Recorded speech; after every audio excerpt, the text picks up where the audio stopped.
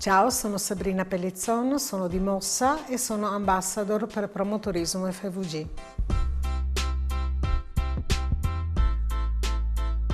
Ho cominciato come ambassador già nel 2017 ed è molto bello perché ti permette proprio di raccontare con il cuore quello che vivi ogni giorno. La Valle del Preval, dove io vado a passeggiare di solito con il mio asino, e mi ha permesso a me stessa, proprio Noè, l'asino, di riscoprire questi posti.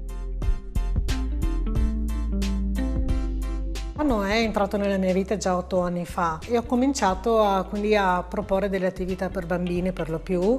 Passati gli anni il rapporto tra me e Noè si è molto rafforzato, abbiamo trovato proprio una sintonia e credo che sia arrivato il momento proprio giusto per poterlo far conoscere anche alle altre persone. Abbiamo organizzato 2 passeggiate ed è stato molto bello, molto per i local in effetti, è molto nascosta ed era gente anche di Trieste, di Udine e hanno detto che era un posto bellissimo e io di questo sono molto contenta perché per essere una Fara di Sonzo che è conosciuta più per il vino, come anche San Lorenzo Isontino, sentirmi dire che ho scelto dei percorsi molto belli che sono andata a scoprire apposta per portare Noè mi ha dato tanta soddisfazione.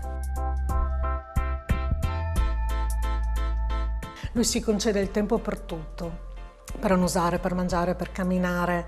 Lui si gode ogni singola cosa di quello che fa.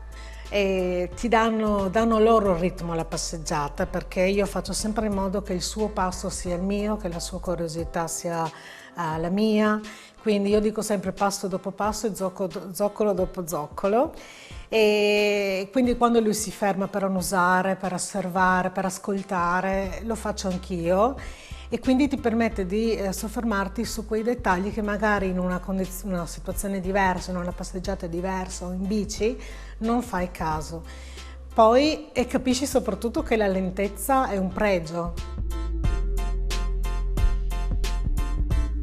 Proprio grazie a lui, andando proprio nei posti dietro casa, ho scoperto quante belle cose ci sono e ai turisti che vengono con me a passeggiare mi hanno dato la riprova di queste cose perché mi dicono che faccio vedere i luoghi con occhi diversi e scoprire anche dei posti vicino a casa che loro non avrebbero mai scoperto da soli.